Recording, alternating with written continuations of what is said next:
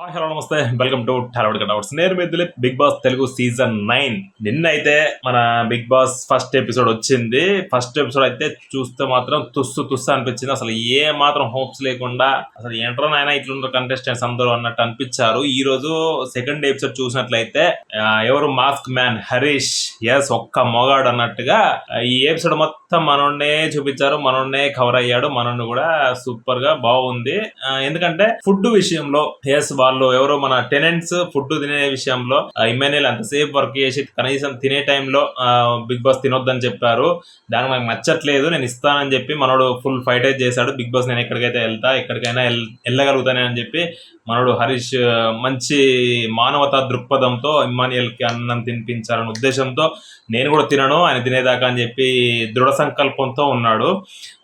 బాగా అనిపించింది. అదైతే ఆ ఎపిసోడ్ వరకు మా హరీష్ని చూస్తే మంచిగా అనిపించింది. ఒక్క మగాడు అన్నట్టుగా మొత్తం ఎపిసోడ్ మొత్తం లాక్కొచ్చాడు.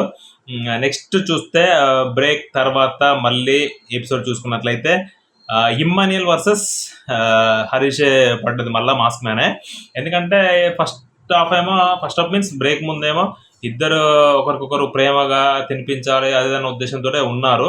మరి హరీష్ అది యాక్టింగ్గా నిజమనేది తెలియదు. యాక్టింగ్గా నిజమనేది మీరు ఫేక్ ఆర్ రియల్ అనేది మీరు కామెంట్స్లో మాకు తెలియజేయండి. ఇంకోటి ఏంటంటే నెక్స్ట్ బాడీ షేమింగ్ చేశారు నన్ను అని చెప్పి హరీష్ కొంచెం ఓవర్ యాక్టింగ్ చేశారన్నట్టు నాకు అనిపించింది.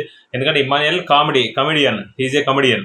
వాళ్ళు తినే టైంలో ఏదో బిగ్ బాస్ ఉండి ఇది అంతా ఫ్లోర్ క్లీన్ చేయడానికి ఎంత టైం పడుతుందంటే ఆ ఉద్దేశంలో మనోడు ఉండి ఎవరో మన హరీష్ నిర్ణయిస్తాడు అని చెప్పి బిగ్ బాస్ చెప్తే అంకుల్ గుండు బాస్ అన్నట్టు ఇట్లా పిలిచినందుకు హరీష్ కొంచెం ఓవర్ చేసి లిమిట్స్లో ఉండాలని చెప్పి మనోడు అన్నాడు.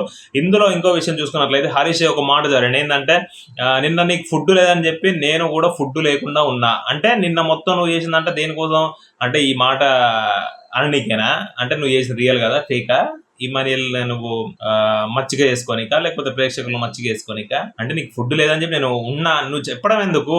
నువ్వు ఉన్నావు, నువ్వు రియల్ అయితే నువ్వు మళ్ళీ బయటకి ఎందుకు చెప్పుకోవు కదా. నీకు కావాలని నువ్వు ఏదో ఆడియన్స్ క్రియేట్ చేసుకోవాలనే ఉద్దేశంతో నువ్వు అట్లా చెప్పినట్టు మాత్రం అనిపించింది. తగ్గొద్దిమ్మో నువ్వు తగ్గొద్దని చెప్పి ఆయన ఫ్యాన్స్ మాత్రం కోరుకుంటున్నారు. ఇమ్మాన్యుయల్ కూడా బాడీ షేమింగ్ చేయాల్సిన అవసరం నాకు లేదు, నేను ఎవరిని చెయ్యను.